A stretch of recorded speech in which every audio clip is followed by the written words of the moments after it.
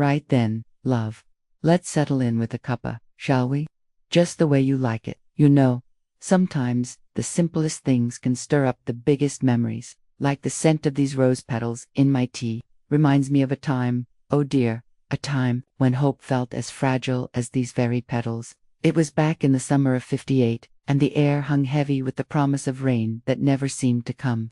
Just like a promise I held on to for far too long. The clinking of my teacup against the saucer is a familiar little song, isn't it? A steady rhythm in a world that often feels like it's spinning too fast. Pour yourself a bit more, dear. That's it. Now, where was I? Ah, yes, the roses. They always take me back.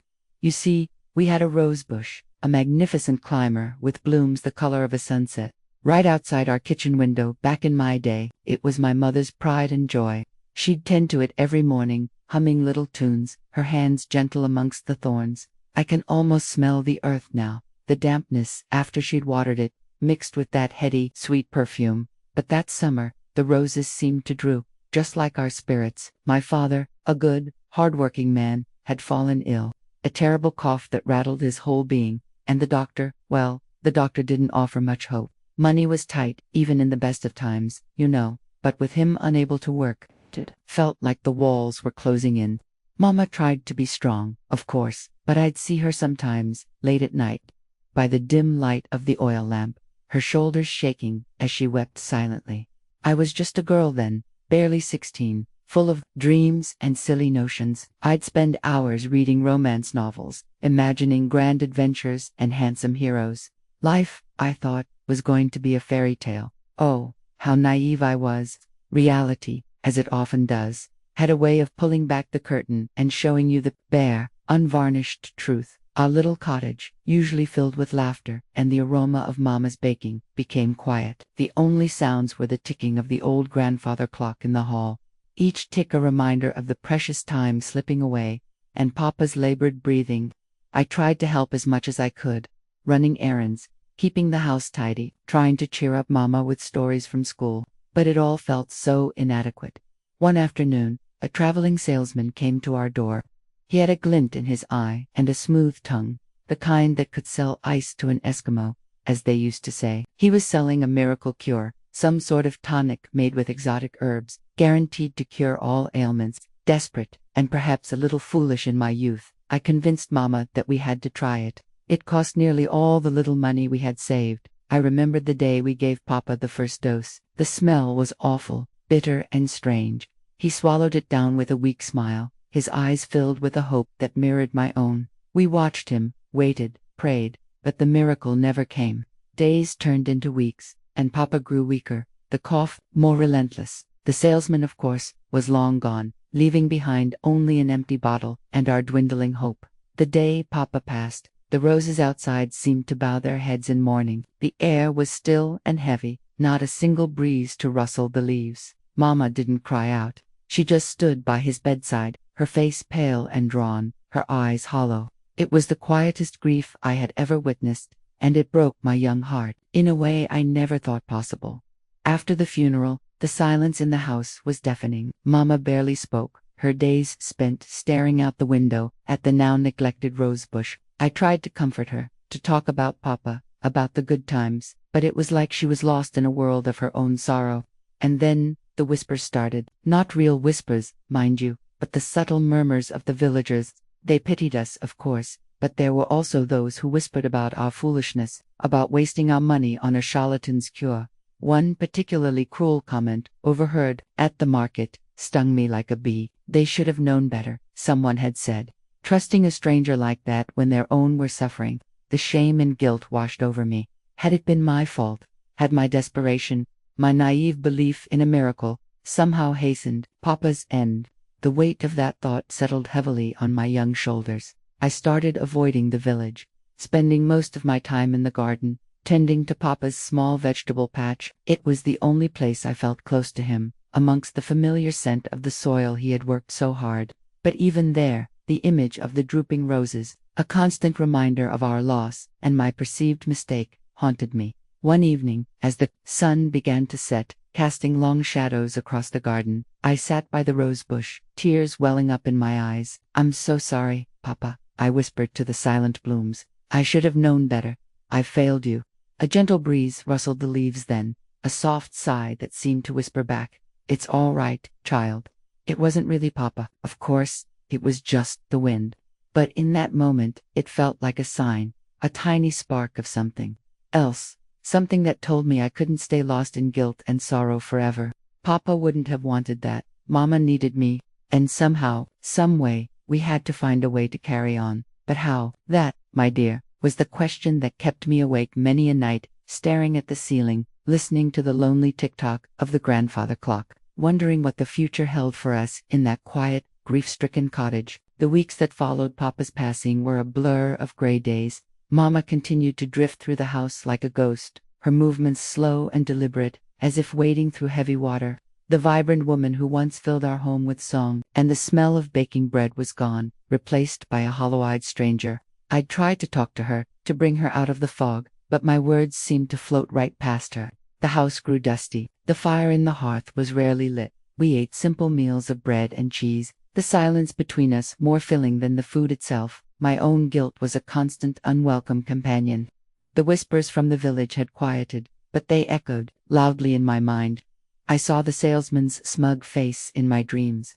I felt the weight of the coins in my hand, the coins that could have bought us food, that could have paid for a proper doctor. I felt like I had not only failed my father, but I was failing my mother too, unable to pull her from the depths of her despair. One rainy Tuesday, the kind of day where the sky weeps without end, I decided I couldn't bear the oppressive silence any longer. We needed something, a change, a task, anything to break the spell. I decided to sort through Papa's things.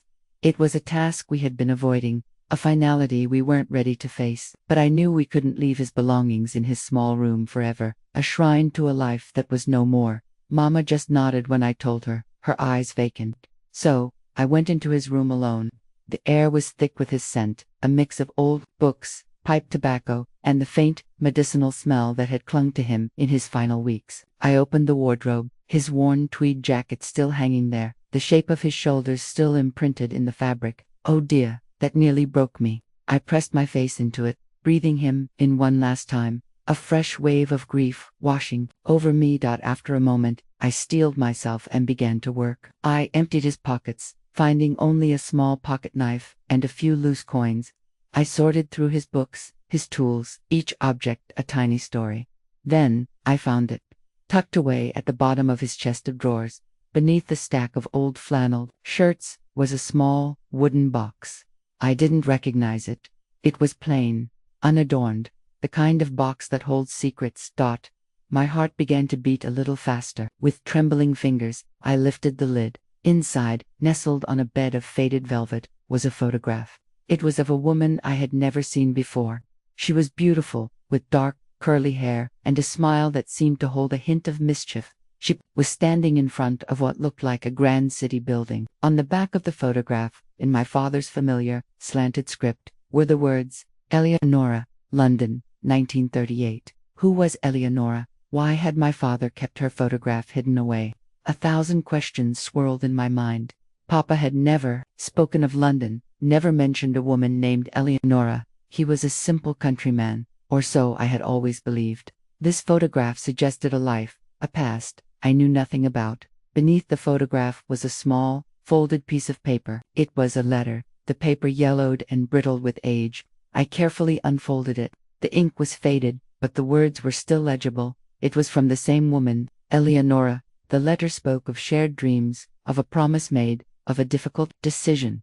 It was a love letter, full of passion and heartbreak. But there was one line that stood out, that made the breath catch in my throat. "I will keep your secret, my love, but know that a part of you will always live on here, with me." My mind reeled. A secret, a part of him that lived on. What did it mean? Was this just a youthful romance, a part of his life before he met Mama, or was it something more? The date, 1938, was long before my parents were married. A small measure of relief washed over me, but it was quickly replaced by a deeper, more unsettling curiosity. I looked at the photograph again, at the woman's smiling face. She seemed so full of life, so different from the quiet, reserved man I knew as my father. It was like looking at a stranger. Had he carried this secret love in his heart all these years? Did Mama know? The thought sent a jolt of anxiety through me. If she didn't, what would this revelation do to her in her fragile state? I sat there for a long time, the rain drumming against the window pane, the letter clutched in my hand. This wasn't just a box of old memories. It was a puzzle, a map to a past I never knew existed. And that one line, "A part of you will always live on here," echoed in my mind. It felt important, significant. I knew then that I couldn't just put the box away and forget about it. This felt like more than just uncovering a long-lost love affair. It felt like a clue, a thread to pull on. Perhaps, just perhaps, understanding my father's past could help me understand our present. It could be the key to unlocking my mother's grief, and maybe even my own. But where to begin? London was a world away, a place I had only read about in books. And who was Eleonora? Was she even still alive?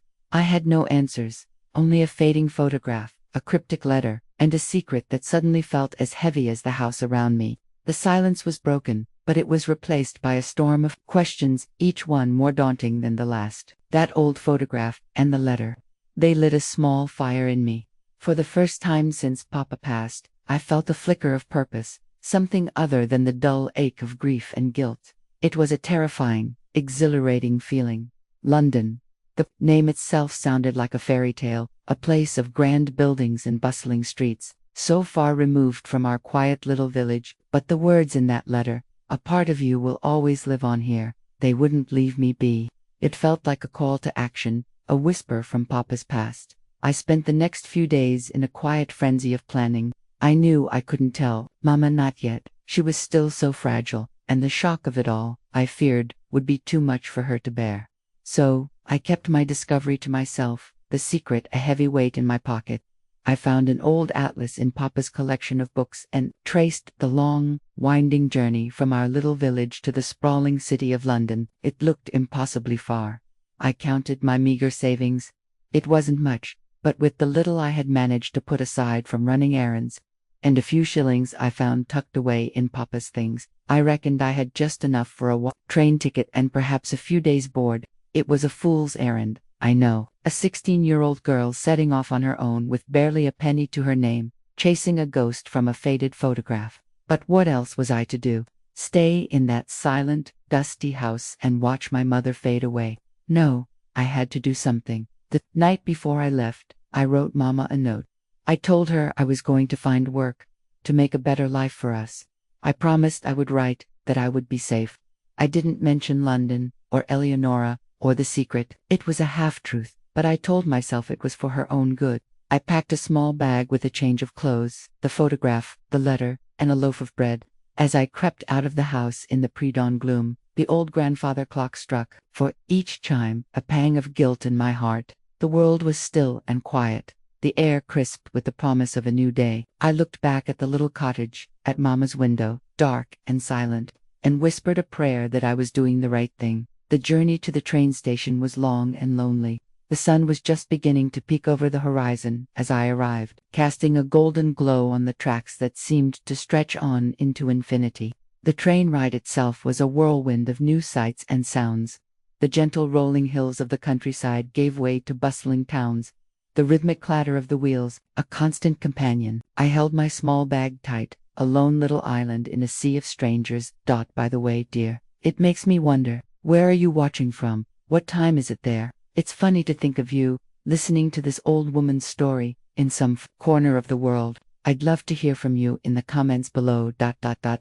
But I'm getting sidetracked. Back to the train. The closer we got to London, the more my courage began to waver. The city was a behemoth, a sprawling giant of brick and smoke that seemed to swallow the sky. The station was a cacophony of noise, whistles blowing, people shouting, the hiss of steam from the engines. I had never felt so small, so utterly alone. I found a small, rather grimy boarding house not too far from the station. The landlady was a stern-faced woman with a suspicious eye, but she took my money and showed me to a tiny room with a lumpy bed and a window that overlooked a dirty alley. It was a far cry from my cozy little room at home, but it would have to do. The next few days were a blur of bewildered wandering.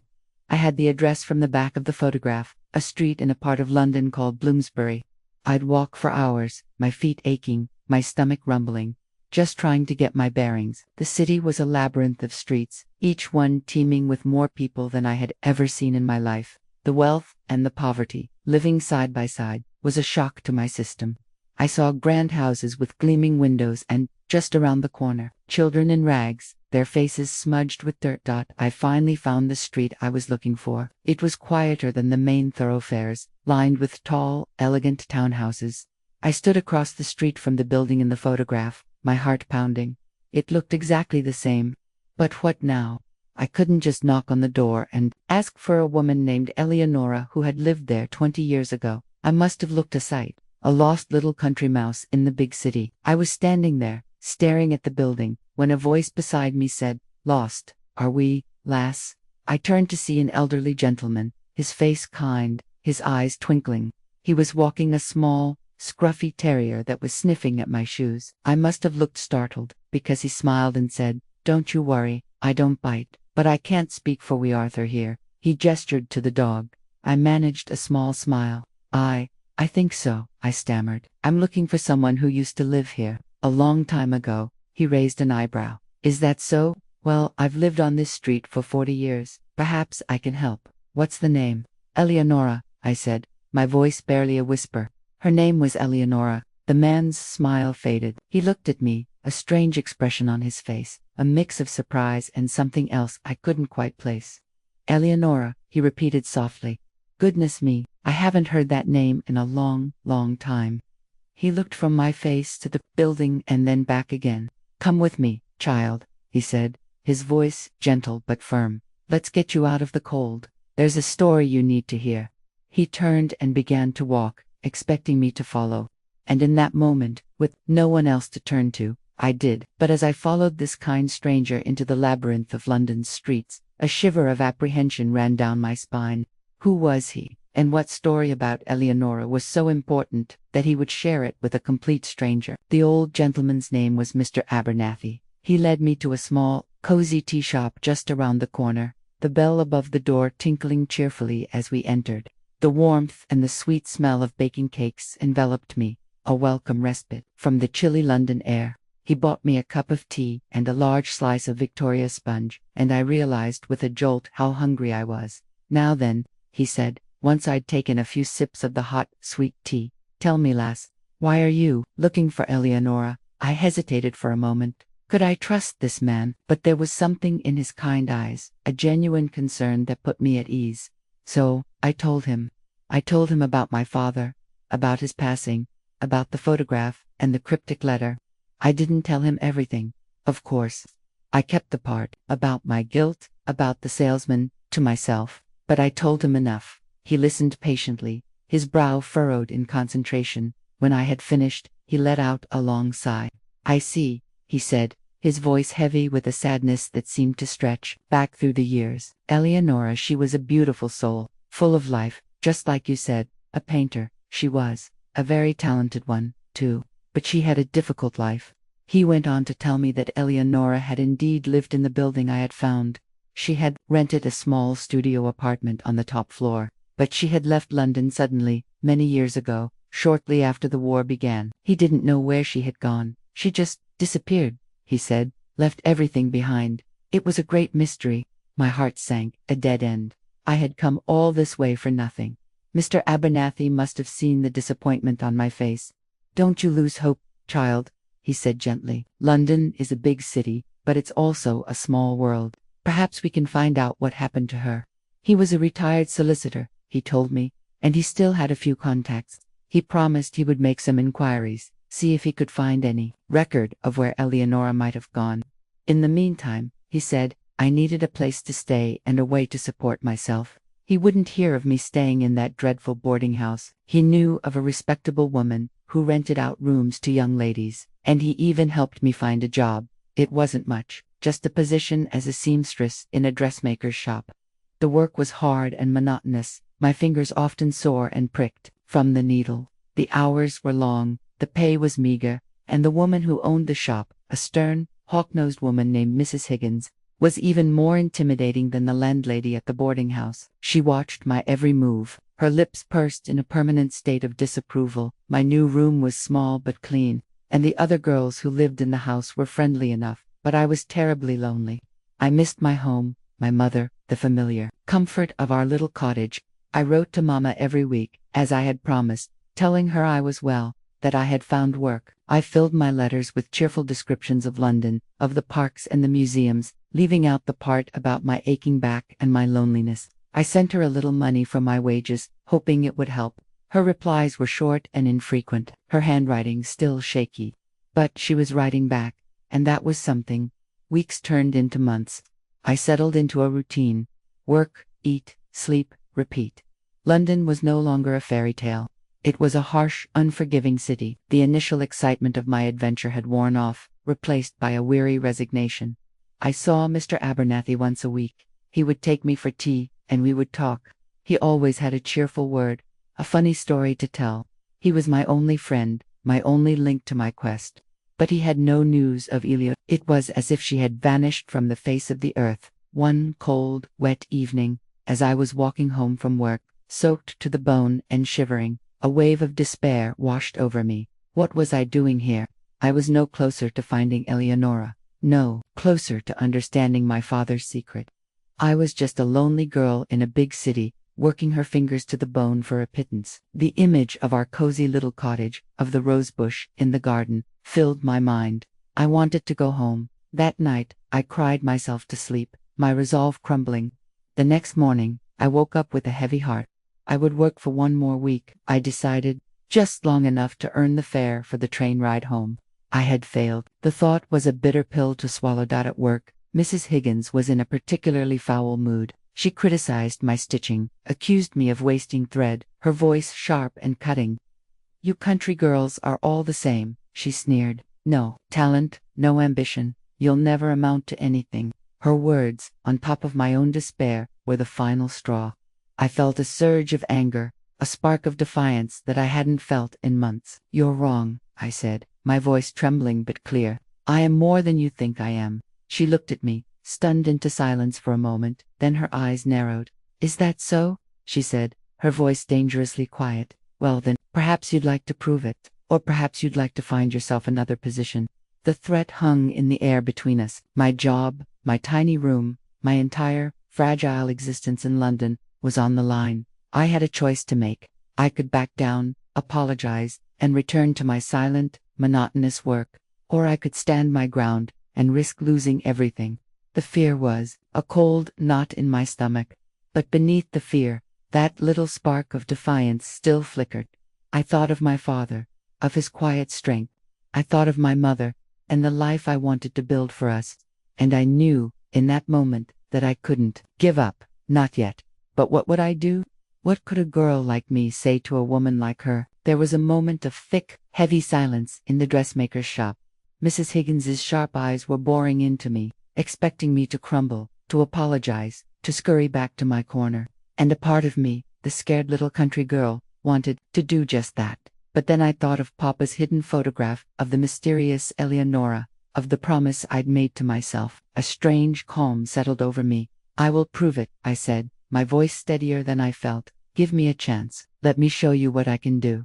Mrs. Higgins was taken aback. I don't think any of the girls had ever talked back to her before. She stared at me for a long moment, then a slow, calculating smile spread across her face. "Very well, Miss whatever your names, we have a new order, a dress for a very important client, a very difficult design. If you can complete it, to my satisfaction, by the end of the week, you can keep your job. If not," she left the threat hanging in the air, a poisonous cloud. It was an impossible task. The design was intricate, with delicate embroidery and complicated seams. It would have taken 2 of the senior seamstresses a week to complete. She was setting me up to fail, but I had no choice. I accepted the challenge. For the next few days, I worked like I had never worked before. I stayed late, long after the other girls had gone home, the only light in the shop, the small lamp on my table. My fingers were raw, my back ached, my eyes burned from staring at the fine stitches. I barely ate, I barely slept. But as I worked, something strange happened. The monotonous task became a meditation. The feel of the fabric, the rhythm of the needle, it focused my mind, cleared away the fog of despair, and I discovered something. I was good at it. I had a feel for the fabric, an eye for the line of the dress. I remembered watching my own mother sew, her nimble fingers flying, her quiet concentration. I had learned more from her than I had ever realized. As I worked, my thoughts kept drifting back to Mr. Abernathy and his search for Eleonora. It had been weeks since I'd seen him. I had been so consumed with my own misery that I had neglected our weekly meetings. A pang of guilt hit me. He had been so kind to me, and I had all but forgotten him. I resolved to visit him as soon as I finished the dress. The end of the week arrived. I was exhausted, but the dress was finished. It was, if I do say so myself, beautiful. I had poured all my frustration, my hope, my loneliness into that dress, and it showed. The embroidery was delicate, the seams flawless. When Mrs. Higgins saw it, she was speechless. She examined it from every angle, her hawk-like eyes searching for a flaw. But there were none. She didn't praise me, of course. That wasn't her way. But she gave a curt nod and said, "It will do." And for the first time, there was a grudging respect in her eyes. I had not only kept my job, I had earned it. That weekend, feeling a renewed sense of hope, I went to find Mr. Abernathy. But when I knocked on his door, there was no answer. I tried again the next day, and the day after that. A cold fear began to creep into my heart. I asked his neighbors. They told me he had been taken ill, that he was in the hospital. I found him in a large, sterile ward, surrounded by the quiet sounds of sickness. He looked smaller, frailer than I remembered, but his eyes lit up when he saw me. "Ah, the little country mouse," he whispered, his voice weak. I sat by his bedside, and we talked for a long time. I told him about the dress, about Mrs. Higgins. He smiled, a faint, proud smile. Then he reached for a small satchel by his bed. "I have something for you," he said, his voice raspy. "I found her." My heart stopped. "Eleonora." I breathed. He nodded, a slow, deliberate movement. "It wasn't easy. She changed her name, you see, after she left London. But I found her." He pulled a small, worn address book from the satchel. "Or rather, I found her sister, Eleonora. She passed away a few years ago. I'm so sorry, my dear." The news was a blow, a sharp, physical pain. The woman I had been searching for, the key to my father's secret, was gone. The hope that had sustained me for so long seemed to evaporate. But Mr. Abernathy wasn't finished. Her sister, however, is still alive. She runs a small guest house, by the sea, in Cornwall. He gave me the address book, his finger pointing to a name and an address. "Her name is Beatrice, and she told me something. Something she said you needed to know." He paused, gathering his strength. "Eleonora, she had a child, a son, born in 1939. His father, he was a young man who had to go off to war. He made her promise to keep the child a secret, to protect him and his family back home from the shame. He sent her money when he could. He loved her very much." The world seemed to tilt on its axis. A son, born in 1939, my father. It had to be. He was born in 1939. This was the secret. My father was Eleonora's son. The man I knew as my grandfather, the man who had raised him, was not his real father. My quiet, simple country father was the secret son of a passionate, talented artist. The revelation was overwhelming, a tidal wave of emotions, shock, confusion, a strange sense of betrayal. My whole life, my whole identity, was built on a lie. He never knew. I asked, my voice trembling. "My father? Did he ever know the truth?" Mr. Abernathy shook his head. "I don't know, child. Beatrice didn't say. But she said there were letters. Letters between Eleonora and your father. Or the man you thought was your father. Letters that explain everything. She still has them." He squeezed my hand, his grip surprisingly strong. "You need to go to her, lass. You need to find those letters. The truth is there, waiting for you." He closed his eyes then, exhausted. I knew I had to leave, to let him rest. But as I stood to go, I was faced with a new, even more daunting question. The truth may be waiting for me in Cornwall, but what would that truth be? And was I strong enough to face it? Leaving Mr. Abernathy in that sterile hospital room was one of the hardest things I'd ever had to do. He had become my anchor in the swirling chaos of London, a grandfather figure when I needed one most. His parting words, "The truth is there, waiting for you," echoed in my mind all the way back to my little room. The truth. It sounded so simple, but I knew it wouldn't be. The revelation that my father was not who I thought he was had shaken me to my core. It was like finding out the ground beneath your feet was not solid ground at all, but a thin veneer over a deep, dark chasm. The journey to Cornwall was a somber one. The train rattled along the coast. The gray, churning sea, a reflection of the turmoil in my heart. Who was I, really? The daughter of a simple farmer, or the granddaughter of a passionate artist and a man I never knew? The shame he had tried to avoid, the shame of an illegitimate child back in those days. It was a heavy burden to comprehend. And my grandmother, the woman who had raised him, who had loved him as her own, had she known, had she carried this secret, too? I found the guest house easily enough. It was a charming little whitewashed cottage, perched on a cliff overlooking the sea. A sign with faded blue letters that read "The Sea Holly swinging gently in the salty breeze." The air smelled of salt and wild thyme, so different from the smoke and grime of London. A woman with kind, weary eyes and hair the color of spun silver opened the door. She looked at me, and a flicker of recognition, of understanding, passed across her face. "You must be the girl," she said, her voice soft. "You have his eyes." Her name was Beatrice, Eleonora's sister. She led me into a cozy sitting room filled with books and mismatched furniture, a fire crackling in the hearth. She made me tea, and we sat in a comfortable silence for a while. The only sound, the cry of the gulls and the roar of the sea. Finally, she spoke. She told me about her sister, about her fierce talent, her passionate nature, her deep, abiding love for the young man who had captured her heart.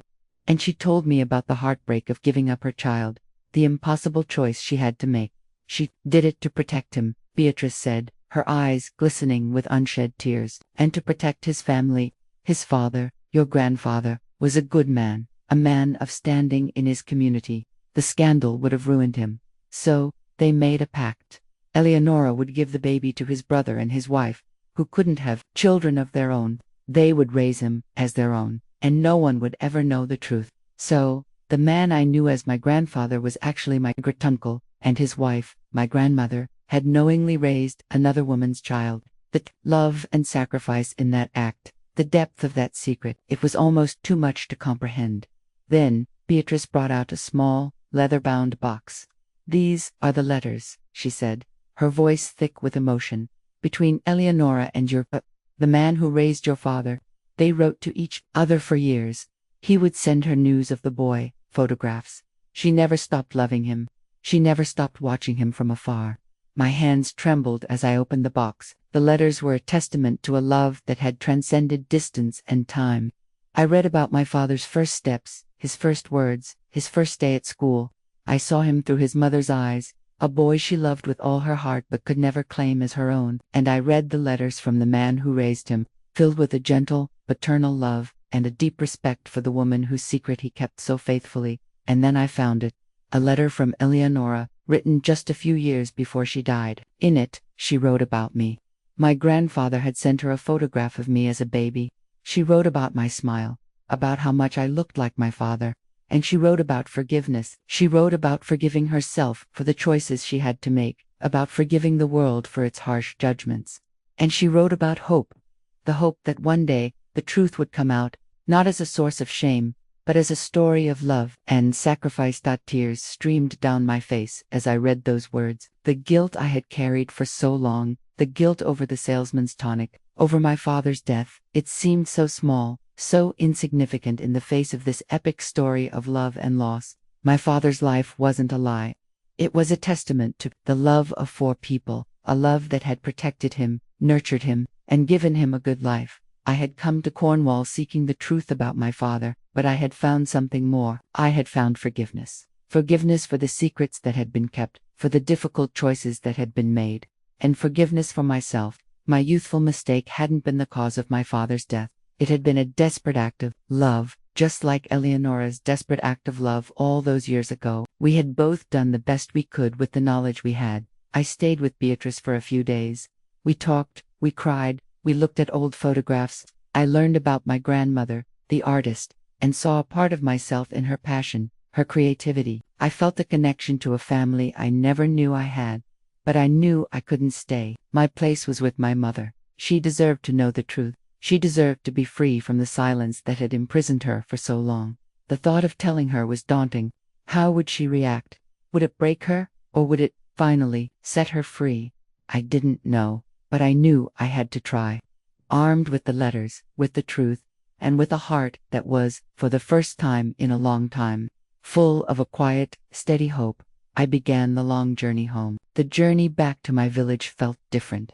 The world outside the train windows seemed brighter, the colors more vibrant. The heavy weight of guilt and confusion had been lifted from my shoulders, replaced by a quiet sense of purpose. I was no longer a lost little girl chasing a ghost. I was a young woman carrying a story of love, sacrifice, and incredible strength, a story that belonged to my family. When I arrived, the village looked just the same, yet I saw it with new eyes. The familiar cottages, the winding lanes, the whispering trees, they were all part of a story much larger than I had ever imagined. My heart pounded as I walked up the path to our little cottage. The garden was overgrown, the paint on the door was peeling, but to me, it was the most beautiful place on earth. It was home. I found Mama in the kitchen, sitting at the table, staring out the window at the now wild and unruly rosebush. She looked older, frailer than when I had left. My heart ached for her, for the lonely months she had spent in this silent house. She looked up as I entered, her eyes widening in surprise. "You're home," she whispered, her voice rusty from disuse. "I'm home, Mama," I said, my own voice thick with emotion. I crossed the room and knelt by her chair, taking her frail hands in mine. "I have so much to tell you." And so, over a pot of tea, the familiar ritual, a comforting anchor in a sea of change, I told her everything. I told her about the photograph, the letter, the journey to London. I told her about Mr. Abernathy, about the dressmaker's shop, about the impossible dress, and then, with gentle words, I told her the truth about Papa. I told her about Eleonora, the artist with the mischievous smile, about the secret son, about the love that had bound them all together. I showed her the letters. She read them slowly, her hands trembling, tears rolling silently down her cheeks. But these were not the tears of grief I had seen before. These were tears of understanding, of release. When she had finished, she looked at me. Her eyes cleared for the first time in months. "I knew," she said softly. I stared at her, stunned. "You knew?" She nodded. "Your father, the man who raised him, he told me, just before we were married. He said I had a right to know. He said your father was a gift of love from his brother, and a woman he had loved very much. He never told me her name, but he told me the story. We promised to keep the secret, to give your father a happy, normal life. He was our son, in every way that mattered." The final piece of the puzzle fell into place. My mother's quiet strength, her unwavering love for my father. It all made sense. She had not been grieving just for her husband, but for the weight of the secret she had carried for so many years. "Why didn't you ever tell me?" I asked. "It wasn't my story to tell," she said simply. "It was his, and he chose to live his life as your father, as a simple country man. And he was happy." We sat together for a long time, the silence no longer oppressive, but filled with a shared understanding, a shared history. We talked about Papa, not as a man with a secret past, but as the husband and father we had loved. We talked about Eleonora, and the grandmother I had never known. And for the first time, we were able to truly mourn, and to truly begin to heal. In the days that followed, a change came over our little cottage. We threw open the windows, letting in the fresh air and the sunlight. We cleaned the house from top to bottom, sweeping away the dust and the sadness. We lit the fire in the hearth, and the smell of baking bread once again filled the kitchen. And one sunny afternoon, Mama and I went out into the garden together. The rosebush was a tangled mess of thorns and weeds, but beneath it all, we could see new shoots, new life, pushing its way towards the sun. We worked for hours, side by side, pruning the dead branches, pulling the weeds, nurturing the new growth. It was hard work, but it was good work. As we worked, we talked and laughed, the sound a joyful melody in the quiet garden. That, my dear, was the real turning point. Not the discovery of the secret, not the journey to London, but that simple afternoon in the garden with my mother. We had faced the truth, we had forgiven the past, and we were ready to embrace the future, together. And you know, that rosebush, it thrived. The next summer, it was covered in the most beautiful blooms I had ever seen. Their scent a constant reminder of the resilience of life, of the enduring power of love. So, when I smelled the roses in my tea, like today, I'm not just reminded of the sadness of that long ago summer. I'm reminded of the strength of the human heart, of the secrets we keep to protect the ones we love, and of the simple, profound truth that hope can bloom in the most unexpected of places. It's a lesson that has stayed with me all my life, and one that I wanted to share with you, my dear, over this cup of tea.